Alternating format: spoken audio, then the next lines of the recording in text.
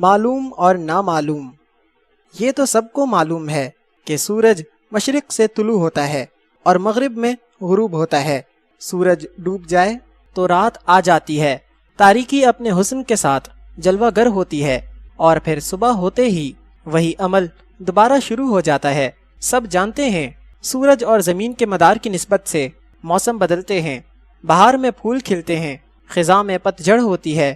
ایک خاص موسم میں پرندے ایک خاص انداز سے آشیانہ بناتے ہیں، بڑے بڑے خوبصورت آشیانے، اور پھر آشیانے خالی رہ جاتے ہیں اور پنچھی اڑ جاتے ہیں کسی نامعلوم منزل کی طرف۔ کون نہیں جانتا کہ آسمان سے نور نازل ہوتا ہے، حسن اترتا ہے، روشنی آتی ہے اور بارشیں ہوتی ہیں۔ بارش اور روشنی نہ ہو تو زمین زمین نہ رہے۔ سب جانتے ہیں کہ زمین کا حسن آسمان کی عطا ہے، لیکن یہ معلوم نہیں ہوتا کہ روشنی کے اس عظیم پھیلاؤ کے باوجود کچھ مقامات ازل ہی سے تاریک چلے آ رہے ہیں۔ یوں ابر رحمت برستا ہی چلا جاتا ہے اور کچھ لوگ بوند بوند اور قطرے قطرے کو ترستے ہی رہتے ہیں۔ ایک کھیت میں جلتھل ہوتا ہے اور ساتھ والا بے آب عذاب سے جل جل جاتا ہے۔ ایسا کیوں ہے؟ ایک خاص مقرر شدہ لمحے میں زندگی پیدا ہوتی ہے اور ایک اتنے ہی خاص اور مقرر شدہ لمحے میں مر جاتی ہے۔ آدمی مر جاتے ہیں اور زندگی پھر بھی زندہ رہتی ہے۔ یہ کیا راز ہے؟ ایک بچہ پیدا ہوتے ہی حسرتوں اور مایوسیوں کی گود میں ڈال دیا جاتا ہے، اور دوسرا بچہ فراوانی سے کھیلتا ہوا زندگی کے درد اور کرب سے نہ آشنا پروان چڑھا دیا جاتا ہے۔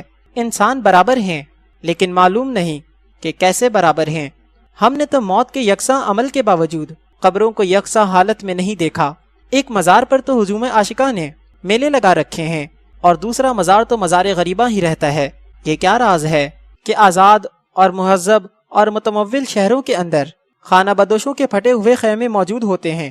یہ کیا بات ہے کہ میڈیکل سائنس ترقی کرتی جا رہی ہے اور ہسپتالوں میں مریض بھی بڑھتے جا رہے ہیں؟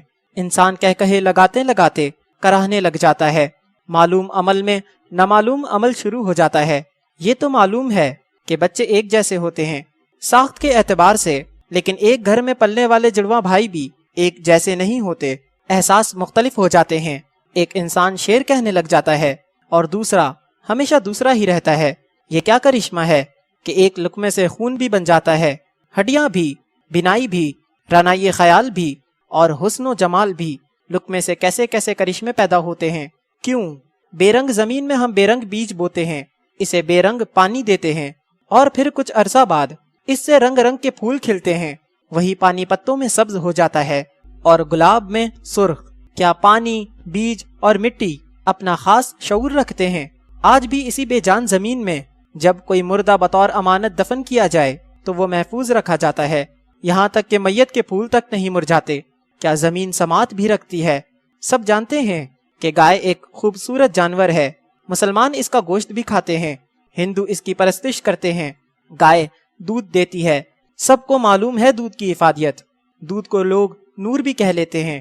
گائے کے بارے میں سب کچھ معلوم ہے، لیکن اتنا کچھ معلوم ہونے کے بعد بھی یہ معلوم نہیں ہو سکتا کہ خون اور گوبر کے درمیان سے پاکیزہ دودھ کی نہر کیسے جاری ہوتی ہے۔ پاکیزگی ہی پاکیزگی، نور ہی نور، صحت ہی صحت، یہ سب کیسے ہے؟ اور تو اور ایک معمولی سی مکڑی کو لیں جو مٹی نگلتی ہے اور مٹی اگلتی ہے، لیکن اس اگلنے والی مٹی سے ریشم کی ایک تار کا نکلنا اور پھر اس تار کے ذریعے ایک ایسا خوبصورت جالا بننا جو جیومیٹری کے اصولوں کے عین مطابق ہوتا ہے، خوبصورت اور دیدہ زیب۔ یہ اس کی فطرت ہے، لیکن اتنی خوبصورت کہ بیان سے باہر۔ اور اسی مکڑی کے جالے کے حوالے سے تاریخ اسلام کا ایک عظیم واقعہ کہ ایک مکڑی کے جالے نے ایک عظیم ترین زندگی کے محفوظ رہنے کا جواز بنایا، اور اسی کمزور جالے سے ایک قوی دلیل برآمد ہوئی۔ یہ سب کیسے ہے؟ ہم نے دیکھا کہ ایک مکھی پھولوں سے رس اکٹھا کرتی ہے اور پھر ایک نامعلوم عمل کے ذریعے اس سے شہد بناتی ہے، ایک قیمتی اور عظیم خوراک جس میں لوگوں کے لیے شفا لکھ دی گئی ہے۔ یہ سب کیسے ہے؟ مکھی کو، ایک ان پڑھ مکھی کو اتنی بڑی تعلیم کہاں سے ملی کہ بڑے بڑے معلم اس کو سمجھنے سے قاصر ہیں؟ اسے کس نے سکھایا؟ ہم سب کو معلوم ہے کہ ایک معمولی سا پانی کا قطرہ ایک بے جان سیپ کے باطن میں اتر جاتا ہے، اور پھر وہی سیپ اس میں جان ڈالتی ہے اور اس قطرے کو ایک ایسے انوکھے اور نرالے عمل سے گزارتی ہے کہ وہی معمولی قطرہ ایک گوہر تابدار بن جاتا ہے۔ سیپ میں شعور مخفی رکھا گیا ہے۔ یہ وجہ ہے کہ سائنس نے موتی کلچر کیے ہیں، لیکن صراف کے پاس جاتے ہی قلعی کھل جاتی ہے۔ نقل دو کوڑی کا اور اصل در بے بہا۔ میاں محمد نے کیا خوب فرمایا ہے، کچھوی منکاتے لالوی من کا اکو رنگ دوہا دا، جد جاون سرافا کول اے فرق ہزار کوہا دا۔ اصل اور نقل کا رنگ ایک ہی ہوتا ہے، لیکن جاننے والی کی نگاہ میں ان میں ہزار ہاں میلوں کے فاصلے ہوتے ہیں۔ ہم علم رکھتے ہیں کہ محنت سے انسان کو مقصد حاصل ہو جاتا ہے، لیکن یہ نہیں معلوم کہ تمام محنتیں کیوں برابر نہیں ہوتی۔ کامیاب لوگ بھی محنت کرتے ہیں اور ناکام بھی، امیر بھی محنت کرتے ہیں اور غریب اس سے زیادہ محنت کرتے ہیں، پھر بھی وہ غریب رہتے ہیں۔ کیا کوشش کے علاوہ کوئی اور عمل بھی انسان پر کار فرما ہے؟ کیا اسے نصیب کہتے ہیں؟ نصیب کیوں ہوتا ہے؟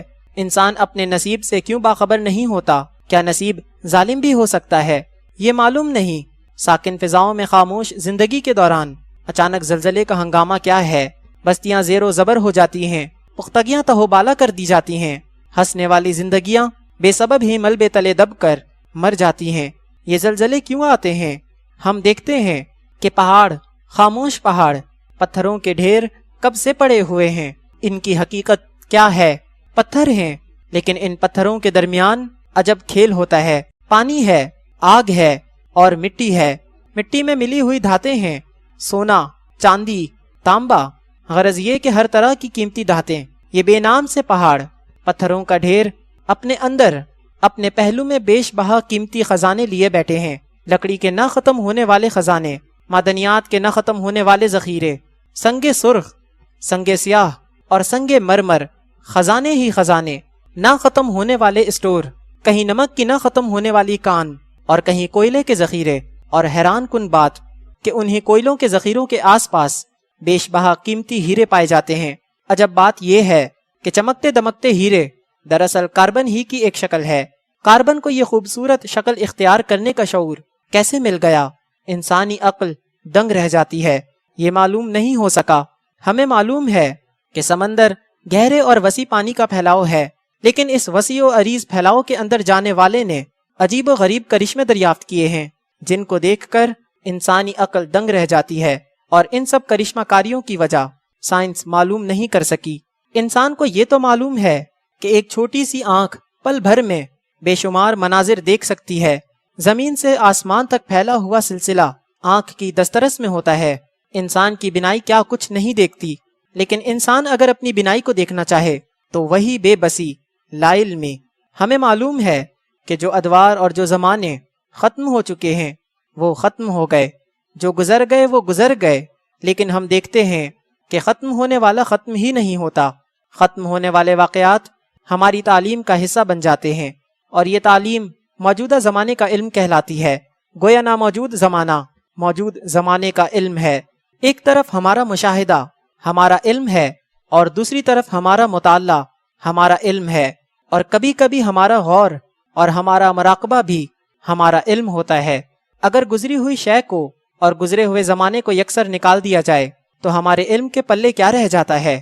تمام ادب، تمام فلسفہ، تمام تاریخ، تمام عمرانیات اور تمام مذہبیات اور سیاسیات بھی اپنے مفاہیم اور معنی کھو بیٹھتے ہیں۔ ہمارا دین عہد گزشتہ کی تعلیم سے ماخوذ ہے، ہمارے عقیدے عہد گزشتہ سے متعلق ہیں۔ ایک جلیل القدر پیغمبر نے خواب دیکھا۔ انہوں نے اپنے ہاتھ سے اپنے بیٹے کو ذبح کرتے دیکھا۔ آپ نے اپنے فرزند سے خواب بیان کیا۔ آداب فرزند سے آشنا بیٹا بولا، آپ وہ کریں جو آپ کو حکم ہوا۔ بیٹے کو لٹایا گیا، چھری چلائی گئی، لیکن نہ جانے کیوں اور کیسے بیٹے کی جگہ ایک دمبا پایا گیا۔ چلو یہ واقعہ تو ہوا سو ہوا، بے قدیم زمانے کا واقعہ ہے، لیکن یہ واقعہ آج تک ہوتا جا رہا ہے۔ اسی واقعے کی یاد میں آج تک قربانی ہو رہی ہے۔